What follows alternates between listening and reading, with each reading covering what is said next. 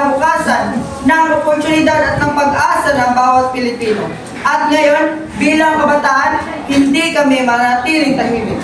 Ang korupsyon ay matagal ng sugat sa ating lipunan na patuloy na nagpapahirap sa maraming Pilipino. Kapag ang pera ng bayan ay napupunta sa pangsariling interes, ang mga mamamayan ay nagdudurusa. Ang pondo na dapat sana ay para sa edukasyon, kalusugan at serbisyo ay nawawala dahil sa katiwalian. Dahil dito, marami ang proyekto ang mawala at maraming nasisira ng pangarap. Korupsyon ay hindi lamang kasalanan ng iilan, kundi isang problema na dapat harapin ng buong bansa. Bilang mamamayan, may karapatan tayong maging mapanuri at hindi basta-basta maniwala. Ang pagbabago ay nagsisimula sa pagkakaroon ng malasakit sa kapwa at sa bayan.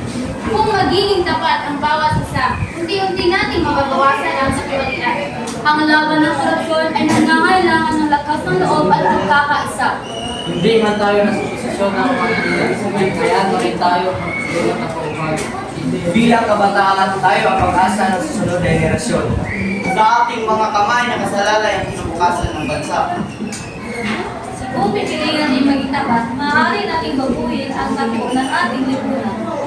Ang pagbabago ay nagsisimula sa maliit, ngunit makabuluhang hakbang. Sa pagkakaisa ng mamamayan, walang katiwaliang manatiling nakatago. At sa ating panindigan, nagpapagitan natin ng pag-asa pa ang Pilipinas. Kami ang kabataan ng Pilipinas. Hindi kami mulat sa katotohanan. Hindi kami mananahimik sa harap ng korupsyon. At naniwala kami na isang tapat na bayan Ay nagsisimula sa isang tapat na mamamayan. Kaya ngayon, sama-sama namin ipinapakaya Labanan ang korupsyon! Ipaglaban